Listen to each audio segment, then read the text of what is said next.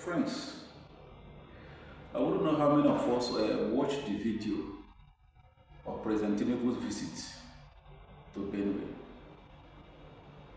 Two very key things struck me.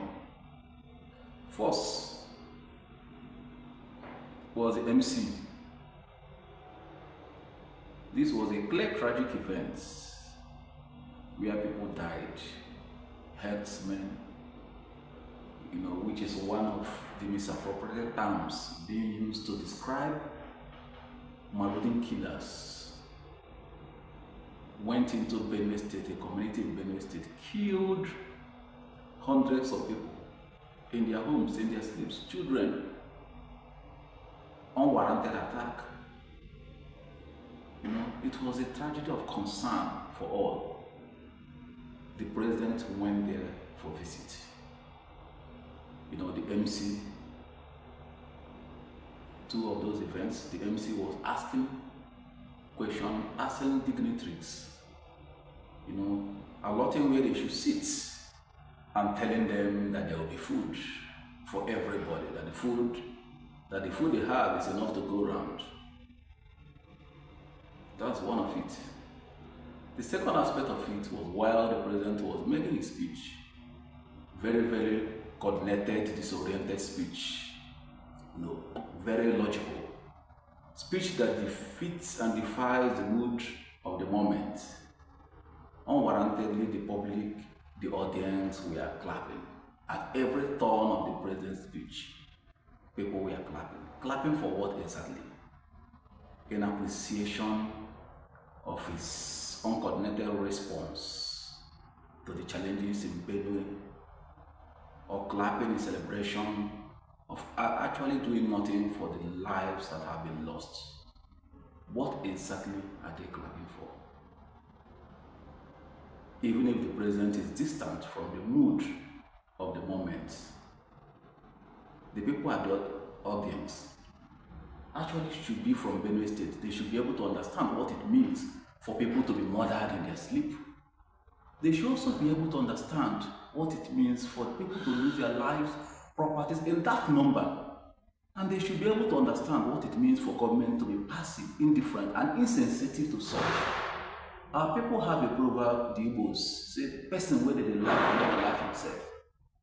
If the political elite have decided to be insensitive to the plight of the general citizens, should also the citizens be passive and indifferent to their own plight? In a democratic or democratizing setting, the citizens perform two fundamental functions. First, they reward good governance and they punish fundamental transgressions. How do they reward good governance? Awarding them social capital. How do they award social capital? Social capital transits to electoral capital. When they come up again for election, you'll be able to ascertain these guys have done well. You could be able to calculate the performances they did here and there, and you'll be able to award them your support. But when someone have not actually done well, you actually withdraw your support from such a person. Then if I may ask, these citizens who are clapping, offering applause for unjustifiable reasons, are they the same citizens who will be able to perform these functions? You will agree with me that there is an eclipse of the public space. Eclipse of the public space in terms of grasp of the setting of politics by the political elites. People call it a unitary political front. People call it single party system and all that. There are evidence of eclipse of the judiciary. There are evidence of eclipse of the umpire for electoral engagement.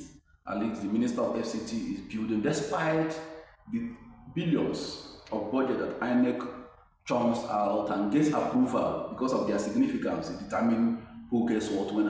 It's electoralism, no longer electoral in election, in selecting politicians in Nigeria and all that. The Minister of FCT is trying to build a befitting secretariat for them. And the judiciary have actually been sorted out in a lot of massive incentives to judges, a 300% salary increment, and a whole lot of that. We are seeing this floodgate of, cross-carpeting to the ruling party, because the political class now understands that, the ruling elite, the current ruling party is not ready to actually allow for a fair play in electoral engagement. But then it behoves on the citizens to put a stop to this madness. The citizens, once the citizens stands and remain standing, the political class will not have any other option than to play and to understand that they are the behest of the citizens who will determine the electoral function.